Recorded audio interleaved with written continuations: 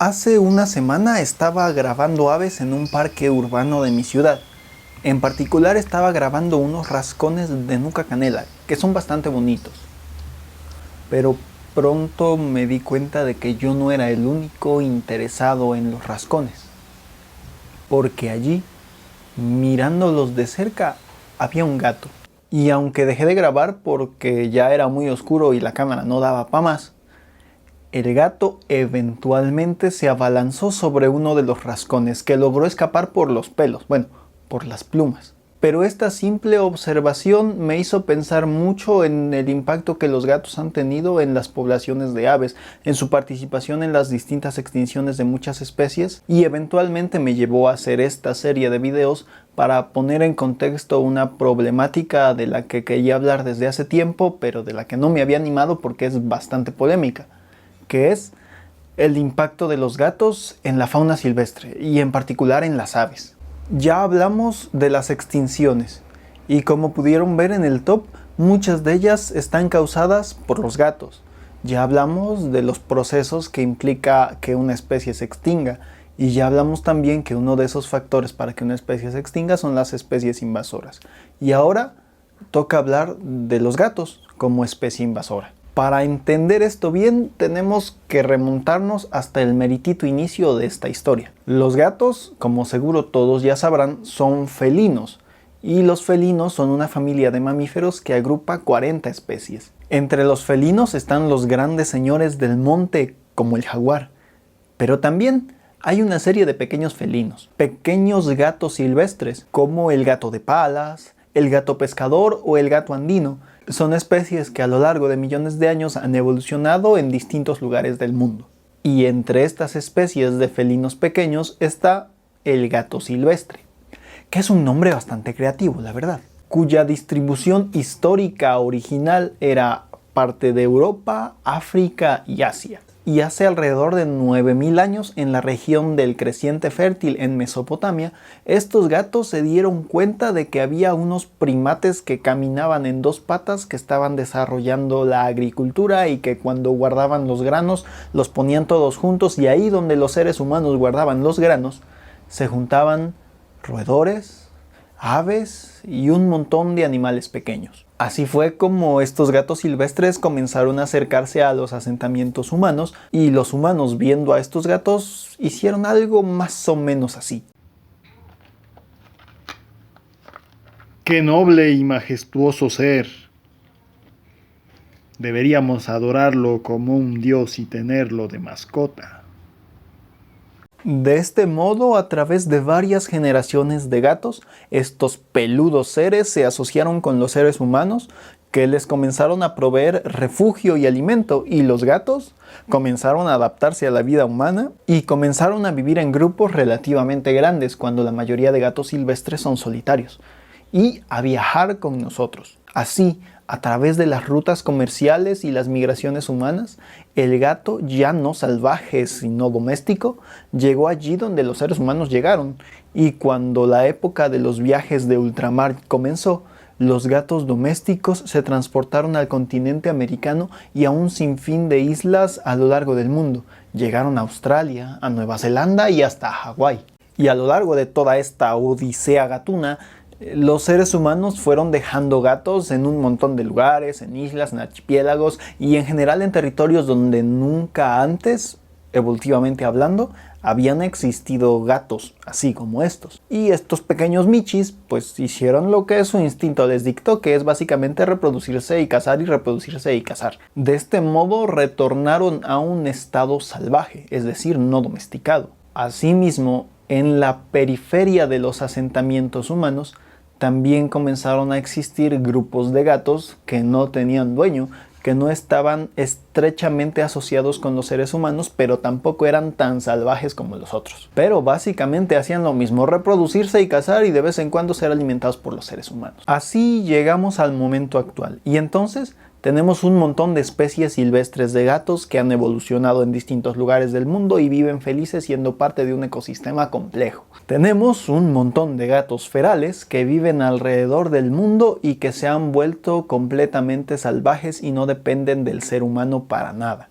pero que fueron llevados a esos lugares por los seres humanos. Tenemos también un montón de gatos callejeros cuya existencia, si bien no depende completamente del ser humano, sí viven entre los ecosistemas urbanos que los seres humanos han generado, pero de todos modos cazan y se reproducen, sin asistencia humana. Y finalmente tenemos un montón de gatos domésticos que se duermen en los sillones y llenan tu ropa de pelos, pero son bastante bonitos. Pero resulta que los gatos ferales callejeros e incluso domésticos, representan una enorme amenaza para las aves y para la biodiversidad. Se calcula que tan solo en Australia la combinación de gatos ferales callejeros y gatos domésticos a los que se les deja vagar libremente fuera de su casa, matan aproximadamente 1 millón de aves al día. Y en Estados Unidos se estima que las aves muertas por gatos al año son aproximadamente 25 millones. Esta cantidad empequeñece a los 600.000 individuos de aves que mueren todos los años debido a colisiones con generadores de viento y estructuras. Es mucho lo que los gatos matan, al menos de aves, todos los años. Particularmente en México y en general en Latinoamérica aún no tenemos datos fiables de cuántas aves matan los gatos en general, a nivel país o a nivel continente.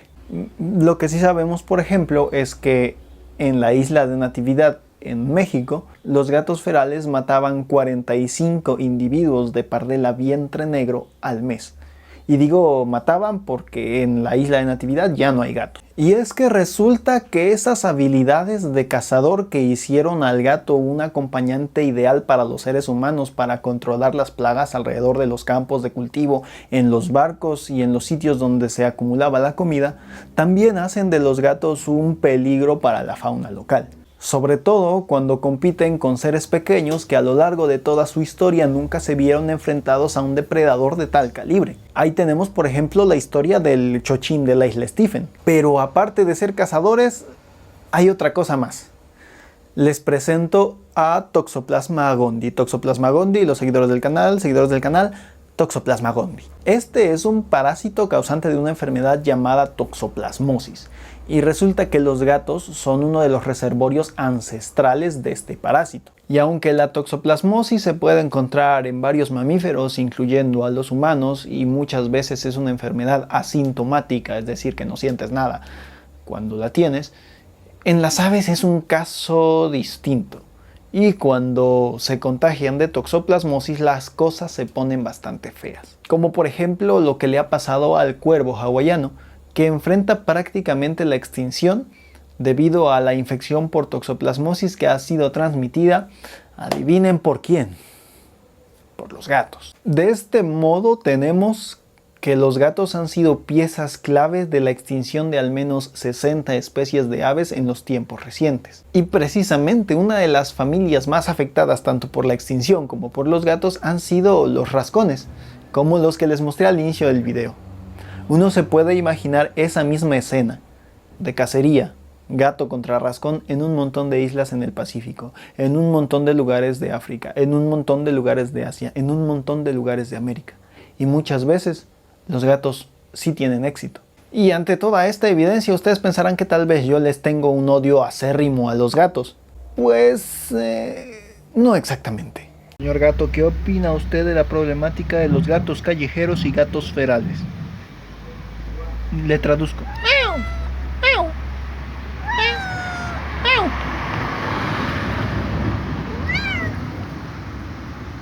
El entrevistado no quiso dar su opinión. ¿Nos quiere dar su opinión? ¿No? El entrevistado tampoco quiso hablar. Creo que los gatos domésticos pueden ser una excelente mascota y son eficientísimos calentadores de pies en los días con frío, siempre y cuando los humanos que son responsables de los gatos se encarguen de cuidar que no hagan daño a la fauna, y es aquí donde comienza el problema. ¡Ay, pero si mis gatitos nada más salen de noche! Resulta que incluso a los gatos a los cuales se les cuida y les das comida y les das un lugar donde dormir, si los dejas salir, tienen un rango aproximadamente de 700 metros cuadrados alrededor del sitio donde usualmente viven. Y en este rango en el que los gatos se van, pues cazan aves, mamíferos, anfibios y demás fauna nativa. Una de las particularidades del proceso de domesticación de los gatos es que el instinto cazador nunca se removió. Así que aunque el gato esté comido, aunque el gato esté gordo, va a seguir cazando organismos si se les da la oportunidad. Y entonces, ¿qué podemos hacer? Bueno, la solución para los gatos domésticos, para los que tienen dueños responsables, es no dejarlos salir. Mantenerlos confinados en un perímetro en el cual no puedan dañar a la fauna y en el cual a su vez no pueda pasarles un camión encima y atropellarlo. La parte más polémica viene con los gatos callejeros y ferales. Esos que no tienen un dueño que pueda cuidar que no hagan daño a la fauna.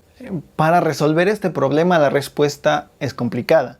Eso sí, Australia y Nueva Zelanda lo tienen claro. Los programas de erradicación de gatos ferales en estos dos países han tenido bastante buen impacto, sobre todo en las islas. De hecho, la evidencia nos indica que la población de aves marinas anidantes en ciertas islas se va recuperando proporcionalmente a la reducción de la población de gatos ferales por los programas de erradicación. Mucha gente asegura que en realidad sería mucho mejor y más humano hacer programas de esterilización, programas que se llaman TNR por sus siglas en inglés, de Trap, Neuter, Release, donde agarras al gato, lo esterilizas y lo dejas ir de nuevo. Pero la evidencia nos dice lo contrario. Resulta que estas prácticas de esterilización en poblaciones de gatos callejeros y ferales resultan ineficientes, ya que muchas veces las poblaciones de estos gatos no son un sistema cerrado y siempre se van añadiendo más, ya sea porque la gente los abandona o ya sea porque llegan de otro lado.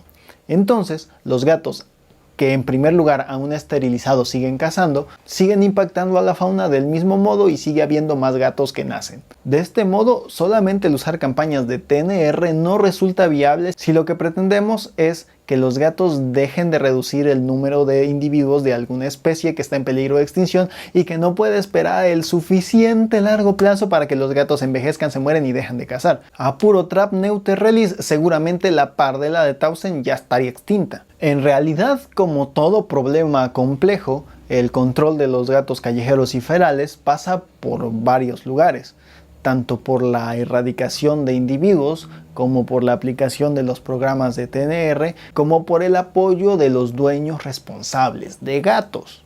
Responsables, ya que aunque muchos de los ejemplos de casos exitosos de erradicación de gatos se han dado en islas donde la prioridad es conservar las especies nativas, en nuestro entorno urbano inmediato los gatos también causan problemas, pero la gente no lo ve así. Y es donde me doy cuenta que hay mucha gente que tiene un sesgo bastante grande, que considerando a los gatos animales bonitos, solamente por esa apreciación estética consideran que no hacen daño a los ecosistemas, o que no cazan fauna, o que en dado caso de cazar la fauna no tienen un impacto grande.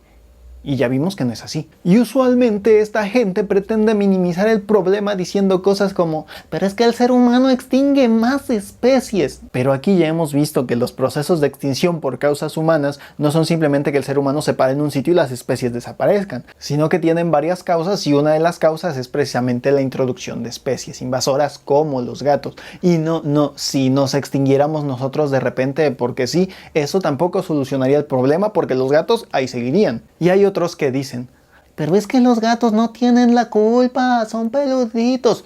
Sí, los gatos no tienen la culpa, en eso tienen razón. Los que tienen la culpa somos nosotros, los seres humanos, quienes, como ya vimos históricamente, hemos llevado a los gatos a lugares donde se han vuelto especies invasoras. Y por lo tanto, si es responsabilidad humana el que los gatos hayan llegado ahí, ¿no es acaso responsabilidad humana resarcir el daño que hemos causado? Y finalmente también he escuchado algo como ¡ay, pero a quién le importan esos bichos que matan los gatos y están feos! Refiriéndose a un montón de especies que los gatos cazan típicamente. Y esta última justificación es la que menos me gusta, es la que menos puedo aceptar. Porque a mí sí me importan estas especies pequeñas, porque a mí sí me importan las ranas, las salamandras y las lagartijas que los gatos callejeros cazan todos los días en entornos urbanos, porque a mí sí me importan los pájaros migratorios que, cansados de volar cientos de kilómetros, se paran en un parque urbano y son cazados por gatos callejeros alimentados por la gente. Porque a mí sí me importan las especies endémicas de las islas, como los lagartos de las Islas Canarias o la serpiente nocturna de la isla Clarión, que son cazadas por los gatos y que están en peligro de extinción, porque a mí sí me preocupan estas especies que nadie ve. Y entonces me pregunto yo si la gente que está en contra de la erradicación de los gatos callejeros y ferales, por el simple y sencillo hecho de que argumentan de que los gatos sienten, no se dan cuenta de que todas estas especies pequeñas, bajo el mismo argumento, también deberían de sentir, y sentir muy feo cuando los gatos se las comen, cuando los gatos las cazan. Si tan solo esta gente que defiende a capa y espada la existencia de gatos ferales y callejeros y asegura que no causan daños a los ecosistemas y aseguran que no hay que matarlos porque no pasa nada, entendieran que también esos bichos feos, esas cosas pequeñas, esas aves cafés que casi no vemos pero que están todo el tiempo ahí, también bajo estos mismos términos que aseguran.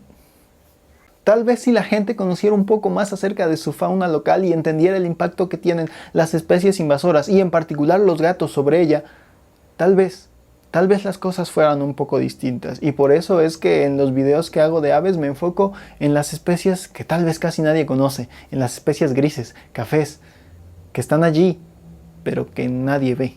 Como dije antes, no odio a los gatos, me caen bien. Pero estoy consciente de la responsabilidad que tenemos como seres humanos de haber hecho a los gatos una especie invasora que está poniendo en peligro a varias especies, no solo de aves, de muchos animales, y que está también reduciendo las poblaciones de muchas otras especies que aún no están en peligro, pero que si las cosas siguen así, pueden llegar a estarlo. Todo lo que he argumentado en este video está sustentado por varios artículos científicos que dejo en la descripción por si quieren armar una discusión que sea siempre bajo argumentos razonados y bajo evidencia científica. No con la ciencia como argumento de autoridad porque lo dice la ciencia, sino con la ciencia como fuente de evidencia. Bueno, si te ha gustado este video o te ha movido algo adentro, espero que le des like, lo compartas y te suscribas al canal. Este es el último video de una serie que comenzó con las aves extintas. En fin, muchas gracias. Espero que salgas y mires a las aves y a los organismos que viven en tus zonas urbanas con ojos distintos. Y, ¿por qué no?, también a los gatos.